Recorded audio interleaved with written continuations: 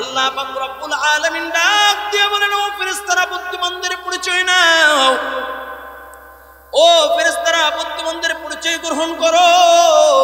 আল্লাহ বলেন বুদ্ধিমান হইল ওই সমস্ত লোক আল্লাযীনা ইয়াযকুরুনাল্লাহ, জোরে কোন আল্লাহু আকবার, আল্লাযীনা ইয়াযকুরুনাল্লাহা কিয়ামান ওয়া কুউদান ওয়া আলা জুনুবিহিম ويتفكرون في خلق السماوات والأرض ربنا ما خلقت هذا باطلا سبحانك فقنا عذاب النار। কয় বুদ্ধিমান হইল ওই সমস্ত লোক যারা দাঁড়ানো অবস্থায়, বসা অবস্থায়, শোয়া অবস্থায়, ইয়ানি যে হালাত থাকে সেই অবস্থায় আল্লাহ পাকের জিকির করে। কার জিকির? জোরে কোন কার জিকির? হয় নাই, আরো জোরে বলেন কার জিকির? তার মানে যারা বুদ্ধিমান তাদের জবানে থাকবে আল্লাহ পাকের জিকির, 1 নাম্বার গুণ। 2 নাম্বার, 1 নাম্বার তারা সর্বাবস্থায় আল্লাহ পাকের জিকির করবে। 2 নাম্বার তারা আল্লাহ পাক রব্বুল আলামিনের সৃষ্টির দিক দেখা, আসমান জমিন পাহাড় পর্বত আল্লাহ পাকের মাখলুকাত দেখা আল্লাহর পরিচয় লাভ করবে। সুবহানাল্লাহ। কার পরিচয় লাভ করবেন?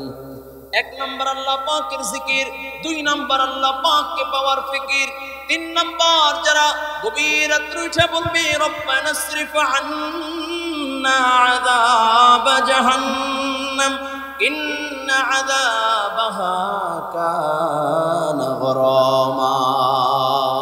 যারা গভীর রাত্রে উঠা আল্লাহ পাক রব্বুল আলামিনের জাহান্নামের ভয়ে চোখের পানি সাইরা সাইরা কান্না করবে।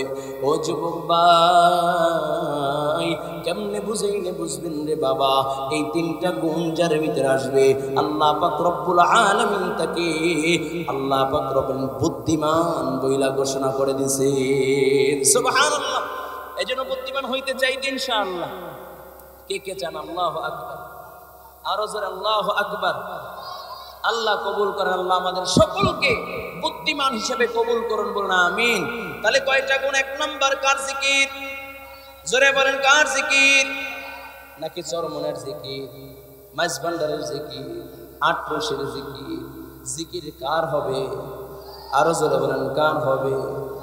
1 নাম্বার আল্লাহ পাকের জিকির করবা, 2 নাম্বার আল্লাহ পাককে পেয়ে পাওয়ার ফিকির, 3 নাম্বার জাহান্নামের ভয়ে কান্না করবা। এই 3টা গুণ যদি কারো ভিতরে চলে আসে আল্লাহ পাক রব্বুল আলামিন তাকে বুদ্ধিমান বলিয়া ঘোষণা করে দিয়েছেন। সুবহানাল্লাহ। ও যুবক ভাই, কেমনে বুঝাইলে বুঝবেন? আল্লাহর নবী সরকারে দু আলম নবী রহমাতাল লিল আলামিন নবী মুহাম্মদুর রাসূলুল্লাহ সাল্লাল্লাহু আলাইহি ওয়াসাল্লাম মসজিদ নববীর ভিতরে বসা। এমন সময় জিবরাইল আয়েশা বলে, ইয়া রাসূলুল্লাহ, ইয়া হাবিবাল্লাহ, ওগো আল্লাহর নবী, ওই যে চাদর মুড়ি দিয়া হাইটা যায় আপনার সাহাবী আবু যর। সুবহানাল্লাহ। নবী আমার ডাক দিয়া বলেন, ও ভাই জিবরাইল, আমার আবু যরকে কেমনে চিনলা? কিভাবে আমার আবু যরকে চিনেছো? ডাক দিয়া বলে, ইয়া রাসূলুল্লাহ, ইয়া হাবিবাল্লাহ, ওগো আল্লাহর নবী, শুধু আমি জিবরাইল আবু যরকে চিনি তা নয়, আসমান ও জমিনের ভিতরে যত ফেরেশতা আছে সকল ফেরেশতারাই আবু যরকে চিনে। সুবহানাল্লাহ। ও মিয়া, তোমাকে আমাকে, তুমি আমি তো দুনিয়ার নায়ক নায়িকা গায়ক গায়িকাকে ভালো চিনি, আর আল্লাহর আশিক যারা যারা আল্লাহর প্রেমের খাতায় প্রেমিকের খাতায় নাম লেখাইছেন তারা আল্লাহকে চিনেছেন আর আল্লাহর পরিচয় লাভ করেছেন, বিনিময়ে ফেরেশতারা তাদেরকে চিনেছেন। আর তুমি আমি আজকে নাস্তিকের সাথে সম্পর্ক ভালো, হুমায়ুন আহমদের সাথে একটা সেলফি লইয়া ঘরে বান্দায় রাইখা কয়, হুজুর দেখছেন আমি সেই হুমায়ুন আহমদের বড় ফ্যান। কয় শাহরিয়ার কবিরের সাথে সেলফি লইয়া কয়, আমি শাহরিয়ার কবিরের ফ্যান, আমি সাকিব খানের ফ্যান, আমি সাকিব আল হাসানের ফ্যান, আমি অমুকের ফ্যান। ও মিয়া, এই পরিচয় কালকে আমাদের ময়দানে কোনো কাজে আসবে না। যদিও তুমি রিক্সা চালাও, যদিও তুমি ভ্যান চালাও, যদি আল্লাহর সাথে সম্পর্ক হয়ে যায়, মালিকের সাথে যদি সম্পর্ক হয়ে যায়, আল্লাহ পাক রব্বুল আলামিন বলে আল্লাহ তাআলা তাদেরকে ওলি বইলা ঘোষণা করে দিবেন। শুধু তাই না, আল্লাহ তাআলা বুদ্ধিমান বইলা আরশে আজিমের নিচে ছায়া দিয়ে দিবেন। আল্লাহু আকবার। ও মুমিন আল্লাহর গোলাম, আজকে তো তুমি আমি দুনিয়ার মায়া পইরা গেছি, দুনিয়ার মুখে পইরা গেছি বাবা। ভালো করে বোঝো, এই দুনিয়া সামান্য সময়ের জন্য। দুনিয়া আপনজন বলতে কেউ নাই, আসেনি? কথা বলেন না, আসেনি? এই যে এই সপ্তাহের ভিতরে দুইটা মর্মান্তিক ঘটনা ঘটেছে বাবা। ময়মনসিংহ বালুকার ভাই বোনকে নিয়ে মোটরসাইকেলে চলতেছে, হঠাৎ করে ট্রাকের তলে বোন পইরা জায়গায় শেষ হয়ে গেছে। ভাই আহত হয়ে বোনের লাশটাকে সামনে নিয়ে কান্না শুরু করে দিয়েছে। এই যে আমাদের পিরোজপুরে মাইক্রো বাস বলে প্রাইভেট কার অ্যাক্সিডেন্ট করে একই সাথে 8 জন জায়গায় দুনিয়ার থেকে বিদায় নিয়েছে। কখন কার ডাক চলে আসে জানা নাই। তুমি যাকে আপন আপন বলতেছো, কেউ কিন্তু তোমার আপন না। যেই সন্তানের জন্য এত কিছু করতেছো, সেই সন্তানও তোমার আপন না। যেই স্ত্রীর জন্য এত কিছু করতেছো, সেই স্ত্রীও তোমার আপন না। এ যুবক ভাই, কেমনে বুঝবা এ দুনিয়ায় কেউ আপন না, কেউ আপন না, কেউ আপন না। একজন আপন, তিনি কে? আরো জোরে বলো, তিনি কে? দুনিয়ার সব হইল পর, একজন আপন, তিনি কে? ও ভাই, এই আপন তো কাউকে খুঁজা পাবা না। যদি বিশ্বাস না হয় একটু পিছনের দিকে যান। 2019 যখন করোনা শুরু হয়ে গেল, করোনা যখন শুরু হয়ে গেছে, জিন্দেগি ভর আয়াত পড়েছি, আয়াতের তাফসীর পড়েছি, ব্যাখ্যা পড়েছি। ইয়াউমা ইয়াফিরুল মারউ মিন আখিহি ওয়া উম্মিহি ওয়া আবিহি ওয়া সাহিবাতিহি ওয়া বানিহি। আয়াত পড়লাম, আয়াতের ব্যাখ্যা পড়লাম, তাফসীর পড়লাম যে আল্লাহ পাক রব্বুল আলামিন আহকামুল হাকিমিন যখন বিচার আসনে বসিয়া যাবে, সব মানুষগুলো যখন ময়দানে মাহশারে দাঁড়ায় যাবে, মা ছেলের পরিচয় দিবে না, বাবা সন্তানের পরিচয় দিবে না, ভাই ভাইয়ের পরিচয় দিবে না, বন্ধু বন্ধুর পরিচয় দিবে না। যখন করোনা আসলো, হুবাহুব মিলিয়া গেল। এই যে কুমিল্লার ভিতরে বাবা, সন্তানের লাশ ঘরের সামনে 9 ঘন্টা, বাবাও একটা বার সন্তানকে দেখতে আসে নাই, মাও একটা বার সন্তানকে দেখতে আসে নাই, স্ত্রীর সন্তানরাও বাবার সামনে একটু দাঁড়ায় নাই। মানুষরা ঈশা যারা লাশগুলোকে দাফন করেছে, ওলামায়ে কেরাম তখন লাশ গোসল করায়া দাফন কাফনের ব্যবস্থা করেছে। শুধু তাই না, এই যে পাশেই নবাবগঞ্জ দোহার, আমি যখন মাহফিলে গেলাম, এক আল্লাহর বান্দা আমাকে দইরা বলে, হুজুর এই যে বিল্ডিংটা দেখেন কত টাকা লাগছে বানাইতে, জানেননি? আমি বললাম 1.5 কোটি টাকা লাগছে। কয় না না, 4 কোটি টাকা খরচ হয়েছে। কিন্তু এই যে বিল্ডিং এর যে মালিক বাহিরে থাকতো, 4 কোটি টাকা খরচ করে বাড়ি বানাইছে। দেশে আসলো, আল্লাহর বান্দার যখন করোনায় আক্রান্ত হয়ে গিয়েছে, কেউ কোনো খোঁজ খবর নেয় না, স্ত্রীও তার কাছে যায় না, সন্তানরাও তার কাছে যায় না। একটা পর্যায়ে সেই দুঃখে দুঃখে দুনিয়ার থেকে বিদায় নিল, মারা গেল। সন্তান তার কাছে যায় না, আমাদেরকে খবর দিয়েছে। আমরা যখন লাশ আনার জন্য গেলাম, গোসল কইরা জানাজা পড়ে দাফন দিব, কিন্তু আমরা যখন গেলাম, সন্তান ডাক দিয়া বলে, ভাই আমার বাবার লাশটা সিঁড়ি দিয়া নামাইবেন না, লিফটেও নামাইবেন না। কারণ হইল, আমার বাবার লাশ যদি সিঁড়ি দিয়া আর লিফট দিয়া নামান, তাহলে আমার সন্তানরা এই লিফট সিঁড়ির ব্যবহার করে, তাদেরও করোনায় আক্রান্ত হইতে পারে। তাহলে কিভাবে তার লাশ নামাবো? বস্তা দিয়েছে, বস্তার ভিতরে ভইরা বাদিয়া তারপর তার লাশটাকে নামান। এই যুবক ভাই, কার জন্য বিশাল অট্টালিকা করতেছো? কার জন্য টাকা পয়সা? কার জন্য বাড়ি গাড়ি? এ দুনিয়ার সব হইল পর, কেউ আপন নাই, কেউ আপন নাই। একজন আপন, তিনি কে? আরো জোরে বলেন, তিনি কে? ভাই বলো, বন্ধুরে বলো, কেউ নয় রে আপন তোমার। ভাই বলো, বন্ধুরে বলো, কেউ নয় রে আপন তোমার।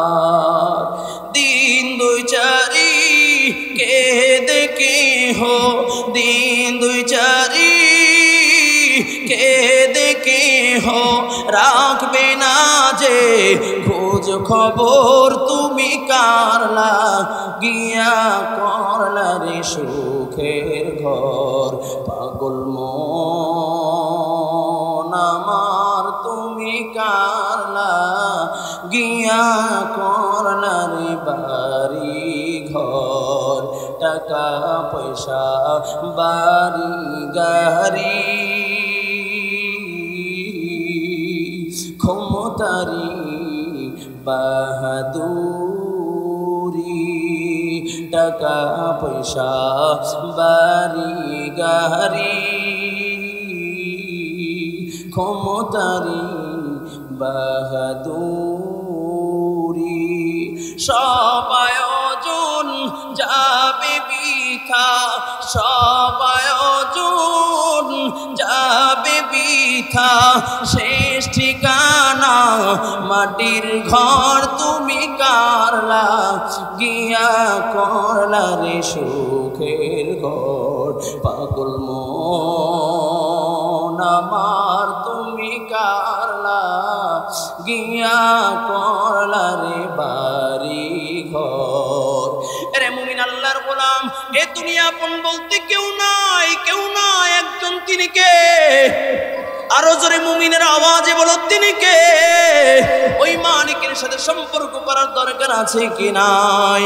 ও যুবক ভাই, আল্লাহ তাআলা তোমার আমার কত আপন, আল্লাহ তাআলা তোমাকে আমাকে কত মহাব্বত করেন, আল্লাহ তাআলা তোমাকে আমাকে কত ভালোবাসেন। ও যুবক ভাই, ভালো করে বোঝো, কাল কিয়ামতের ময়দানে মাহশর যখন কায়েম হয়ে যাবে, মা ছেলের পরিচয় দিবে না, বাবা সন্তানের পরিচয় দিবে না, ভাই ভাইয়ের পরিচয় দিবে না, বন্ধু বন্ধুর পরিচয় দিবে না। আল্লাহ পাক রব্বুল আলামিন আহকামুল হাকিমিন যখন বিচার শুনে বসিয়া যাবে, তামাম ময়দানে মাহশরটা হবে তামার, সূর্যটা মুরুম হাত এক বিঘাত উপরে চলে আসবে, নাফরমানের মাথার গিলুরগুলো মগজগুলো গলিয়া গলিয়া পাতের মারের বারো করতে থাকবে। ওই সময় আল্লাহ পাক রব্বুল আলামিন যখন বিচার করবেন, আমাদের মুরব্বীরা বলেন ভালো করে বুঝেন, এক আল্লাহর বান্দা আল্লাহ তাআলার সামনে দাঁড়াইবে, ও মালিক আমার, একটা আমলের কারণে আমি আজকে জান্নাতে যাইতে পারতেছি না।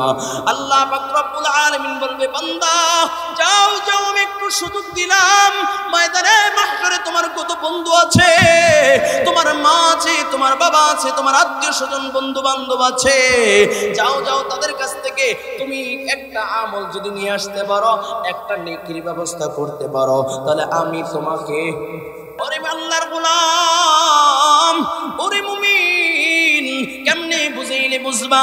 আল্লাহ পাক রব্বুল আলামিন বলবে, বান্দা যাও যাও যাও, কেউ দেখো তোমাকে একটা নেকি দেয় কিনা, যদি একটা নেকি পেয়ে যাও আমি তোমাকে জান্নাত দিয়ে দিব। আল্লাহর বান্দা বের হয়ে যাবে, বন্ধুর কাছে চইলা যাবে আর বলবে, বন্ধু তোমার সাথে আমার সাথে ভালো সম্পর্ক ভালো ছিল, তোমার সাথে আমার সাথে বড় ভালো সম্পর্ক ছিল, এরে বন্ধু একটা নেকি দাও, একটা নেকি দিলে এরে বন্ধু আমি ওই একটা নেকি নিয়া আল্লাহর জান্নাতে যাইতে পারি। বন্ধু ডাক দিয়া বলবে, আমি তোমাকে চিনি না। ভাইয়ের কাছে চইলা যাবে, ডাক দিয়া বলবে, ভাই তুমি আমার কত আপন, আমি অসুস্থ হয়ে পড়ে থাকলে তুমি আমাকে কাঁধে কইরা হসপিটালে নিয়ে গিয়েছো, কেউ যদি আমাকে ধমক দিত তুমি তার বিরুদ্ধে দাঁড়ায় গিয়েছো, কেউ যদি আমার উপর আক্রমণ করতো তুমি তার স্বরূপ আমার সামনে দাঁড়ায় গিয়েছো। ও ভাই একটা নেকি দাও, একটা নেকির কারণে আমি আল্লাহর জান্নাতে যাইতে পারি না, একটা নেকি দাও। ভাই বলবে, কে? দূর হও দূর হও, তোমাকে চিনি না। আজকে আমি নিজেই তো নেকির জন্য বড় পরেশান। বাবার কাছে চইলা যাবে আর ডাক দিয়া বলবে, বাবা দুনিয়ায় তুমি আমার বড় আপন ছিলা রে বাবা, এরে বাবা তুমি আমাকে কাঁধে কইরা কইরা রাস্তার অলিতে গলিতে ঘুরেছো, এরে বাবা আজকে একটা নেকির কারণে আমি আল্লাহর জান্নাতে যাইতে পারতেছি না, যদি একটা নেকি দাও তাহলে আমি তোমার সন্তান আল্লাহর জান্নাতে যাইতে পারবো। বাবা ডাক দিয়ে বলে, দুনিয়া আমার কোনো সন্তানই ছিল না, নিরুপায় হইয়া মায়ের কাছে চলিয়া যাবে আর ডাক দিয়া বলবে, মা 10 মাস 10 দিন গর্ভে ধারণ করেছো, এরে মা তুমি আমাকে তিল তিল করে লালন পালন করেছো, বুকের দুধ 2 বছর 2.5 বছর খাওয়া তুমি আমাকে বড় করেছো। এরে মা আজকে আমি বিপদে পইরা গেছি, একটা নেকির কারণে আমি জান্নাতে যাইতে পারতেছি না। মা তুমি আমাকে একটা নেকি দাও, একটা নেকি দাও, একটা নেকি দাও। মা বলবে তুমি কে, তোমাকে চিনি না, আমি তো দুনিয়ায় বিবাহই করি না, আমার সন্তান কোথা থেকে আসবে? আল্লাহর বান্দা নিরুপায় হইয়া মুখটা মলিন কইরা যখন রব্বে কারীমের সামনে থেকে রওনা করবে, এমন সময় এক আল্লাহর বান্দা ডাক দিয়া বলবে ভাই কি হইল, মুখটা কেন মলিন? ডাক দিয়া বলবে ভাই আমার 99টা নেক আছে, একটা নেকের কারণে আমি আল্লাহর জান্নাতে যাইতে পারতেছি না। যদি একটা নেকের ব্যবস্থা হয়ে যায় তা আমি আল্লাহর জান্নাতে যাইতে পারবো। আল্লাহর বান্দা ডাক দিয়া বলবে ভাই আমার 99টা গুনাহ, একটা মাত্র নেকি আছে, আমি তো জাহান্নামে চলেই যাব, জাহান্নাম তো আমার জন্য নির্ধারণ হয়ে গেছে গা। রে ভাই আমার একটা নেক, আমার একটা নেক আমি তোমাকে দিয়ে দিলাম। আল্লাহু আকবার, আরো জোরে বল আল্লাহু আকবার। একটা নেক আমি তোমাকে দিলাম, আল্লাহ তাআলা যদি তোমার উপর রহম কইরা জান্নাত দিয়া দেয় তাহলে আমি বড় খুশি হয়ে যাব, কারণ আমার এমনিতেও জাহান্নামে জ্বলা লাগবে। আল্লাহর বান্দা নেকি পায়া খুশি মনে আল্লাহর কাছে হাজির হয়ে যাবে, ডাক দিয়া বলবে আল্লাহ আমি নেকি পাইছি, তুমি আমাকে জান্নাত দিয়া দাও। আল্লাহ পাক রব্বুল আলামিন ডাক দিয়া বলবে রে বান্দা নেক কোথায় পাইলা, কে তোমাকে নেক দিয়েছে? আল্লাহ জানেন কি জানেন না? জোরে বলেন জানেন কি জানেন না? এরপর আল্লাহ প্রশ্ন করবে বান্দা নেক কোথায় পাইলা, কে তোমাকে নেক দিয়েছে?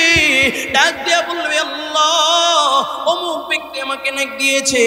আল্লাহ ডাক দিয়া কয় বান্দা তাকে যতক্ষণ না পর্যন্ত আমার সামনে নিয়ে আসবা ততক্ষণ পর্যন্ত আমি তোমাকে জান্নাত দিব না। আল্লাহর বান্দা তাকে খুঁজা খুঁজা খুঁজা খুঁজা আল্লাহ তাআলার সামনে হাজির করবে, আর ডাক দিয়া বলবে আল্লাহ এই ব্যক্তি তোমার জন্য আমাকে একটা নেক দিয়ে দিয়েছে। আল্লাহ পাক রব্বুল আলামিন ডাক দিয়া বলবে রে বান্দা এই কঠিন ময়দানে মাহশর যেই সময় মা ছেলের পরিচয় দেয় না, বাবা সন্তানের পরিচয় দেয় না, ইয়াউমা ইয়াফিরুল মারউ মিন আখিহি ওয়া উম্মিহি ওয়া আবিহি ওয়া সাহিবাতিহি ওয়া বানি, কঠিন এই ময়দানের মাহশরে তুমি আমার বান্দাকে নেক কেন দিলা? ডাক দিয়া বলে আল্লাহ আমি তোমার বান্দাকে নেক দিয়েছি কারণ হইল আমি তো জাহান্নামের বাসিন্দা হয়ে গেছি গা, তাই তো আমি একটা নেক দিয়া যদি তোমার বান্দাটা জাহান্নাম থেকে বাইচা জান্নাতি খাতে বা জান্নাতি পথে চলতে পারে, জান্নাতবাসী হয়ে যায়, তাহলে তো আমি বড় খুশি হয়ে যাব। কারণ তোমার বান্দা তুমি তো বড় মোহাব্বত করো, দয়া করো, তাই আমি তোমার বান্দার উপরে দয়া করে একটা নেক দিয়ে দিয়েছি। আল্লাহ তাআলা ডাক দিয়া বলে বান্দা আমি আল্লাহ হইলাম রহমান, আমি আল্লাহ রহিম, আমার থেকে বড় দয়াশীল আর কেউ নাই, আমার থেকে মায়াশীল আর কেউ নাই। এরে বান্দা আমি আল্লাহ রহমান শব্দকে ব্যবহার কইরা तमाम দুনিয়ার সব মানুষকে খাওয়াইলাম। যে সূর্য পূজা করেছে তাকেও আমি খাওয়াইছি, যে মূর্তি পূজা করেছে তাকেও আমি খাওয়াইছি, যে অগ্নি পূজা করেছে তাকেও আমি খাওয়াইছি, যে নাফরমানি করেছে তাকেও আমি খাওয়াইছি, সুদখোররেও আমি খাওয়াইছি, ঘুষখোররেও আমি খাওয়াইছি, জিনাকারকেও আমি খাওয়াইছি। কিন্তু আমি আল্লাহ কখনো রিজিক বন্ধ করে দেই নাই। এটা হলো রহমান। রহমান দিয়া দুনিয়ার সকলকে আমি আল্লাহ তাআলা রিজিক দিয়েছি, রহমান দিয়া দুনিয়ার সকলের প্রতি আমি দয়া করেছি। কিন্তু আমি আল্লাহর আর একটা নাম আছে যেটা হইল রহিম। রহিম নামটা শুধু আমি আল্লাহ কিয়ামতের ময়দানের জন্য রেখা দিলাম। আজকে আমি সকলের জন্য রহমত করব না, সকলের জন্য দয়াশীল হব না। ও বান্দা তুই যেহেতু আমি আল্লাহর সিফাত নামকে গ্রহণ কইরা দয়াশীল হয়ে গেছো গা, বান্দা শুইনা নে আমি আল্লাহর চেয়ে বড় দয়াশীল হও নাই। তাই তো আমি আল্লাহ তুই যে আমার বান্দার উপরে দয়া করছো এই জন্য আমি আল্লাহ খুশি হইয়া তোকেও আমি জান্নাতি বানায় দিলাম। সুবহানাল্লাহ, আল্লাহু আকবার। এই জন্য যুবক ভাই দুনিয়া আপনজন বলতে কেউ নাই, কেউ নাই। একজন আপন তিনি কে? আরো জোরে বলো তিনি কে?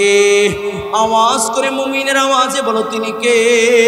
ওই আল্লাহ তাআলার সাথে সম্পর্ক করার দরকার আছে কি নাই? তাহলে কেমনে সম্পর্ক করবা? যে বেশি যত বেশি আল্লাহ পাকের জিকির করে, লা ইলাহা ইল্লাল্লাহ, লা ইলাহা ইল্লাল্লাহ, লা ইলাহা, জোর দরদ নিয়ে লা ইলাহা ইল্লাল্লাহ, লা ইলাহা ইল্লাল্লাহ, লা ইলাহা ইল্লাল্লাহ, লা ইলাহা ইল্লাল্লাহ। আল্লাহ তাআলা তত রহমতের বর্ষণ দিয়া বান্দার নাপাক দিলটাকে রহমতের বর্ষণ দিয়া ধুইয়া মুইসা পাক বানায় দেয়। ও বাবা, এই জন্য আল্লাহ তাআলার সাথে সম্পর্ক করলে আসমানের ফেরেশতারাও চিনে। আল্লাহর নবী ডাক দিয়ে বলেন, ভাই জিবরাইল, আমার আবু যরকে কিভাবে আসমানের ফেরেশতারা চিনে? জিবরাইল ডাক দিয়া বলে, ইয়া রাসূলুল্লাহ, ইয়া হাবিবাল্লাহ, ও আল্লাহর নবী,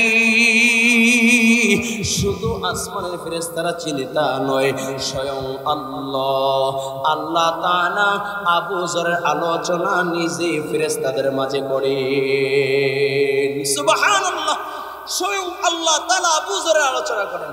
নবী আমার চোখের পানি ছেড়ে দিলেন।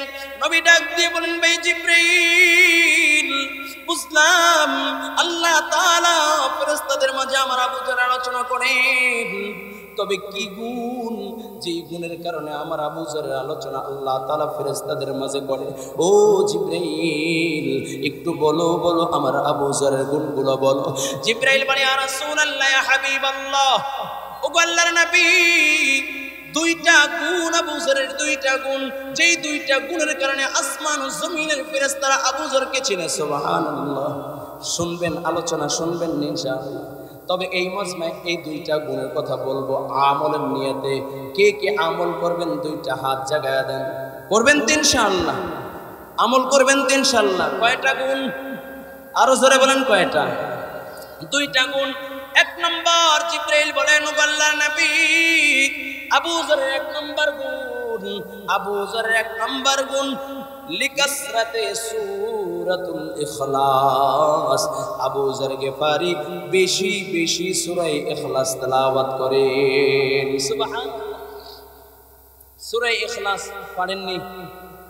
সূরা ইখলাস 4 আয়াত বিশিষ্ট। কুল হুয়াল্লাহু আহাদ, আল্লাহুস সামাদ, লাম ইয়ালিদ ওয়া লাম ইউলাদ ওয়া লাম ইয়াকুল লাহু কুফুয়ান আহাদ। কুল হুয়াল্লাহু আহাদ, আল্লাহুস সামাদ, লাম ইয়ালিদ ওয়া লাম ইউলাদ ওয়া লাম ইয়াকুল লাহু কুফুয়ান আহাদ।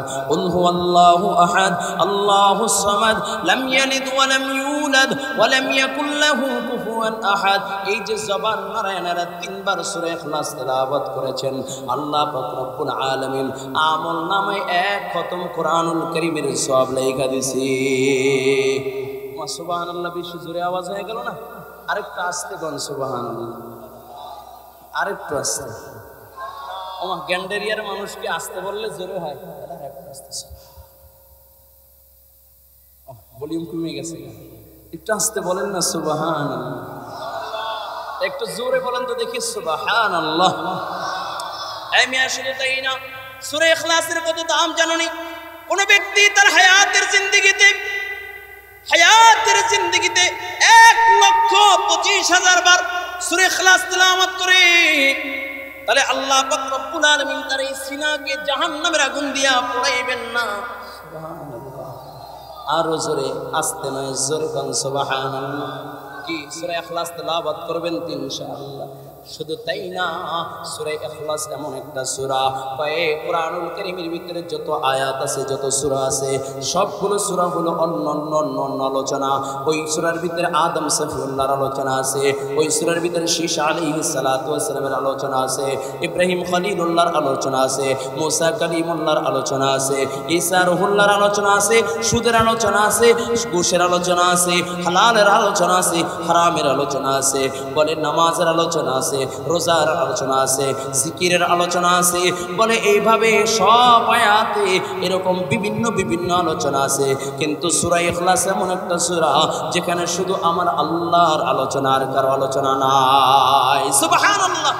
এই জন্য জিবরাইল বলে, ইয়া রাসূলুল্লাহ, ইয়া হাবিবাল্লাহ, ও আল্লাহর নবী, সূরা ইখলাসের 1 নাম্বার গুণ আমার আবু যরের 1 নাম্বার গুণ, আবু যর বেশি বেশি বেশি বেশি সূরা ইখলাস তেলাওয়াত করে। সুবহানাল্লাহ। আরো জোরে করে আল্লাহু আকবার। 2 নাম্বার আবু যরের 2 নাম্বার গুণ, আবু যরের 2 নাম্বার গুণ লিসিগারি লিনাফসি। আবু যর বেশি, আবু যর ভাই একটু প্লিজ, আমার মাইন্ড ছুটে যাচ্ছে, প্লিজ বলে আবু যরের 2 নাম্বার গুণ লিসিগারি লিনাফসি। আবু যর নিজেকে নিজে ছোট মনে করে, খুব ছোট মনে করে। রাস্তায় হাঁটে তো বিনয়ের সাথে হাঁটে, হাব ভাব নিয়ে চলে না। আজকে এই ছাত্র সমাজের আজকের এই মাহফিল, কলিজার টুকরা যুবক ভালো করে শোনো, এদিক খেয়াল করবা।